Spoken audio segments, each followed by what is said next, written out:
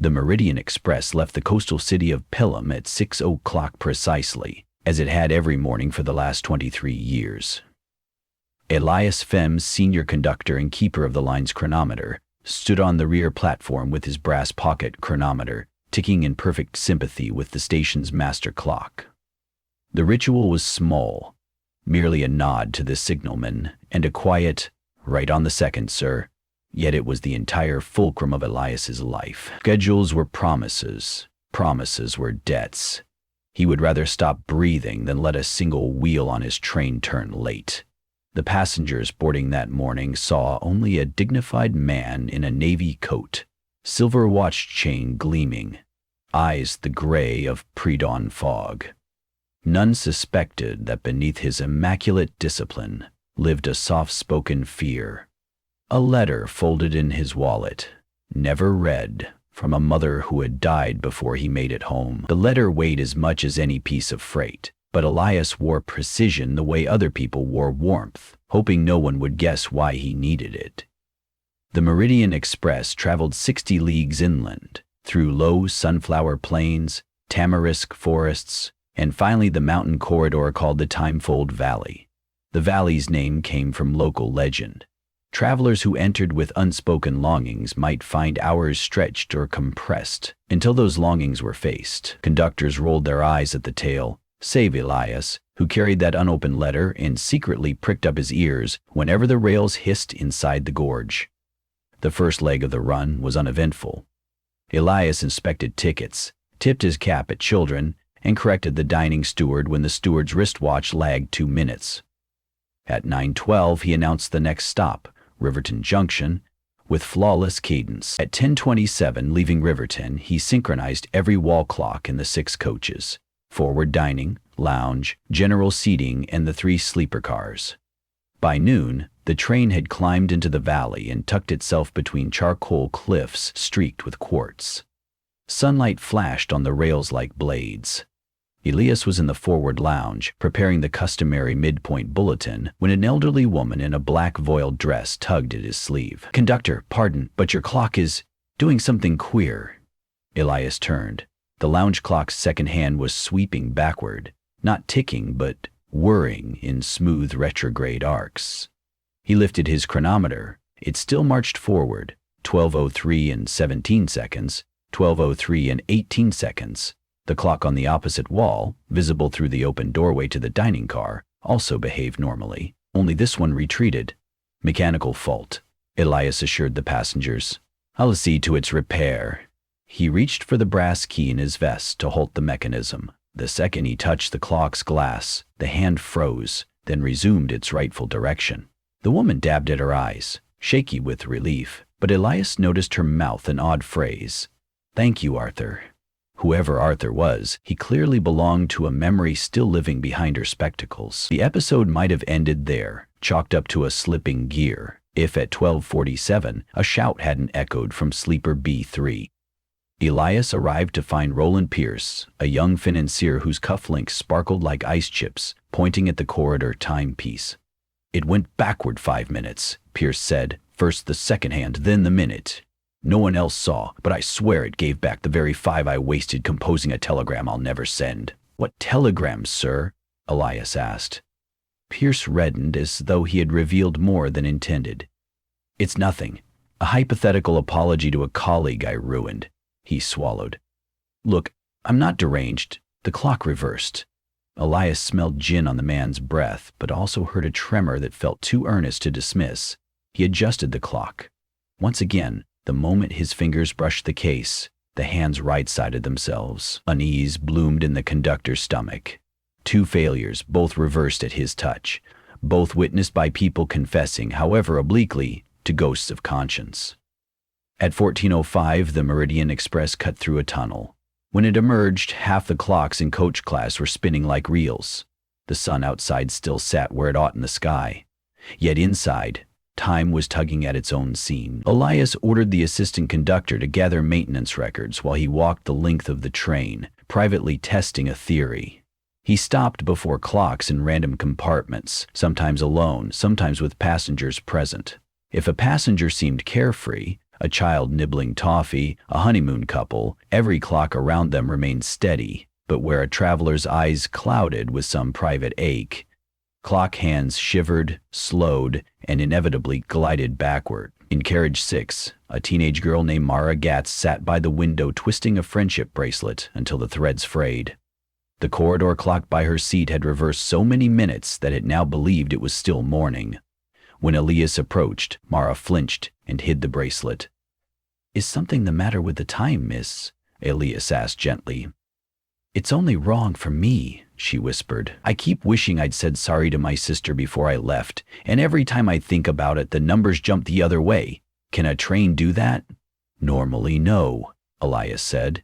He touched the clock's rim. Forward motion resumed. Mara's eyes widened.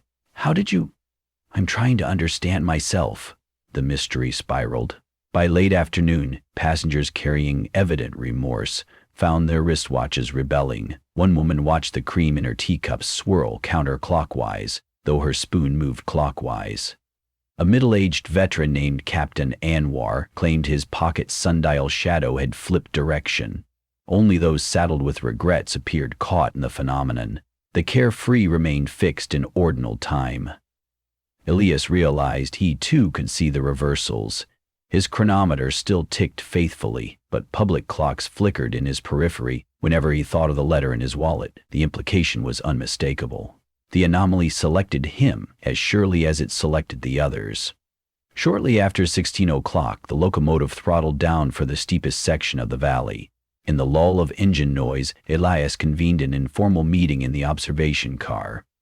10 passengers attended, each having witnessed, or suffered, the rewinding.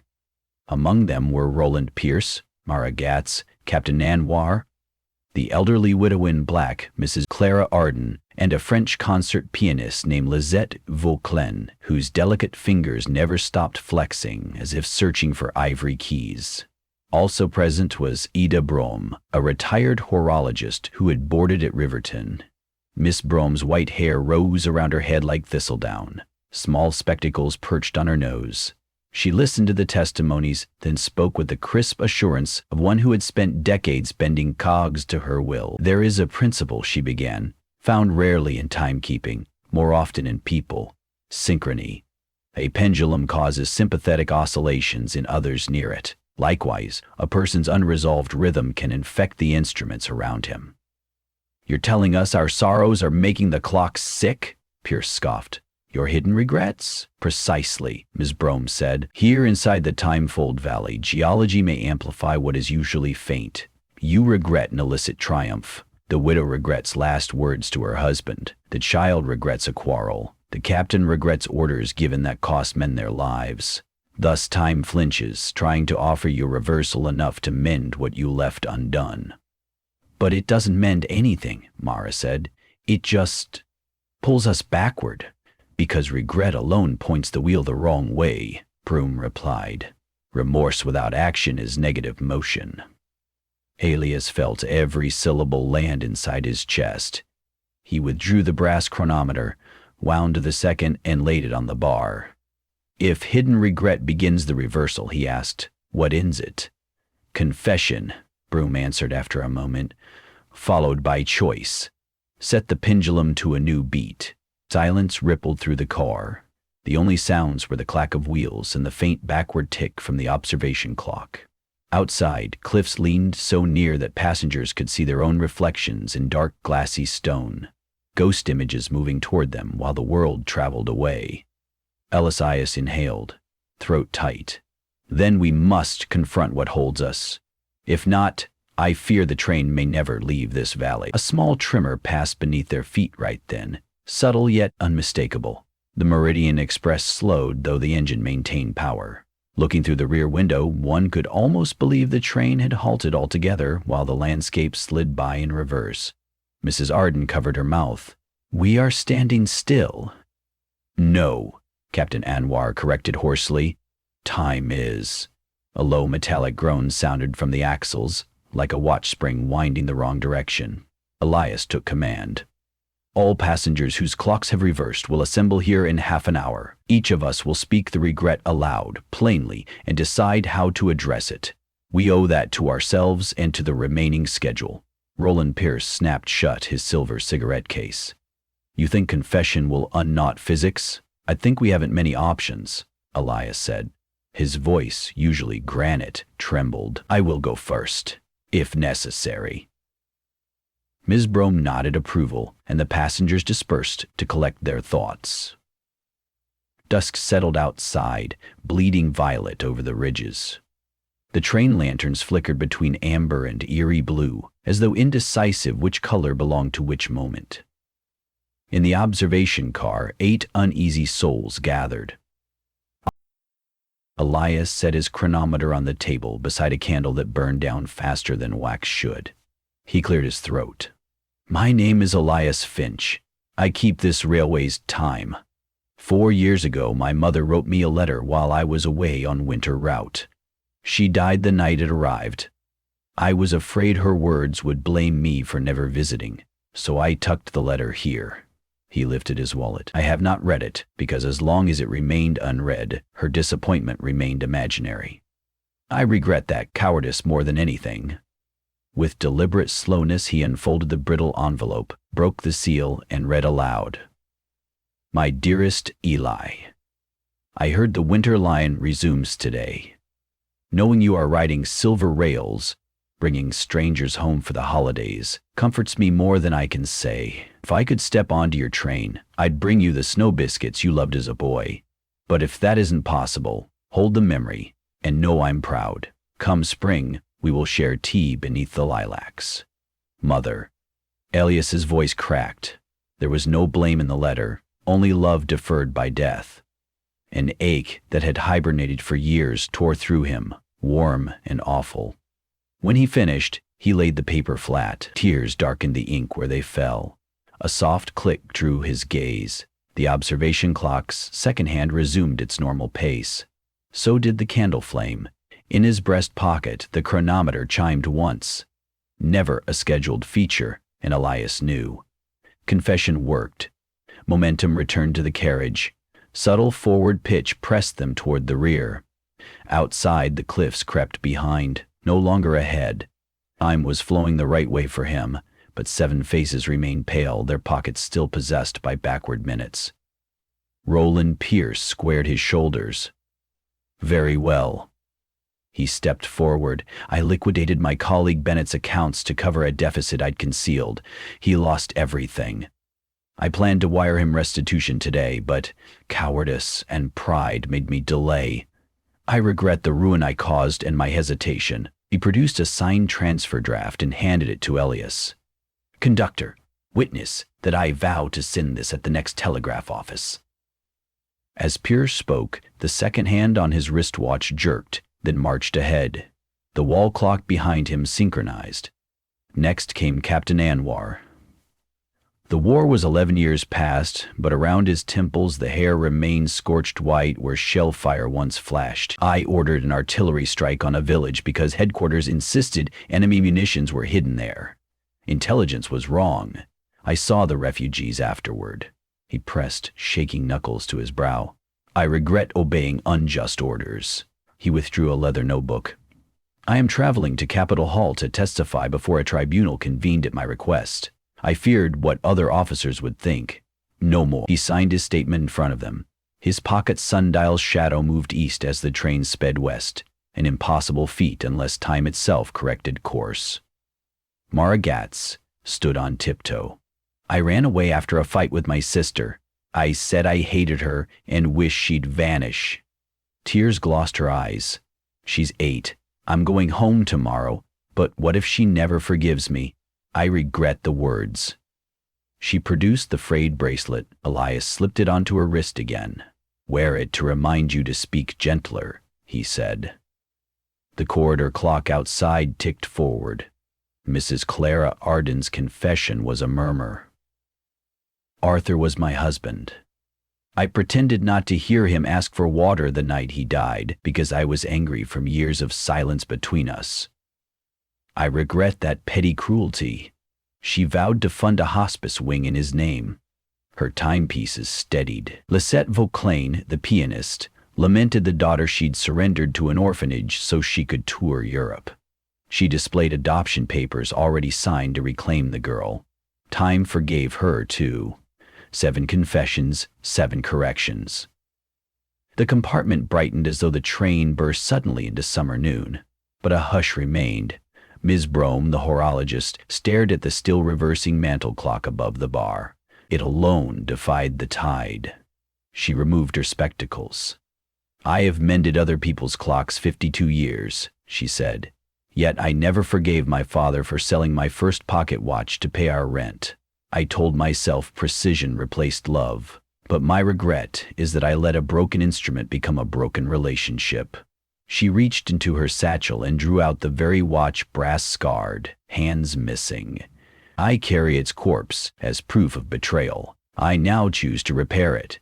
Tears rimmed her eyes. "Not to restore the watch, but to restore my memory of him." She placed the relic on the mantel. The backward clock above twitched, halted, and surrendered to forward motion. In that instant, a rumble like thunder cascaded through the valley. The Meridian Express lurched ahead with renewed vigor. Lanterns steadied, and the world outside aligned with agreed-upon heaven and earth. Night settled fully by the time the train emerged from the gorge. Stars winked as though newly minted. Elias walked the corridors, checking every dial. All kept perfect time, synchronized to his chronometer. Passengers who'd never noticed the anomaly remained blissful, sipping coffee or sleeping. Those who had reversed time sat quietly, savoring the rare peace that follows a storm, witnessed by very few. Near 21:30, Elias returned to the rear platform where his day had begun. Wind tugged at his coat.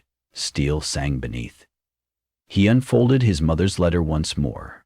Moonlight silvered the paper, lending the words a living glow. Somewhere ahead, past prairie dark and city lamps, spring waited under lilacs yet to bloom. He realized the schedule could be a promise in more dimensions than one, not merely of arrivals, but of reconciliation. Behind him, the carriage door creaked. Miss Brome stepped out, cradling the gutted pocket watch. "The mainspring is cracked," she said, "but it can be recast." "I never doubted," Elias replied. She smiled, then pointed at the horizon where a faint glow marked the destination city. "We will be on time, conductor." Elias tapped his chronometer. "Perhaps even a minute early?" She arched an eyebrow.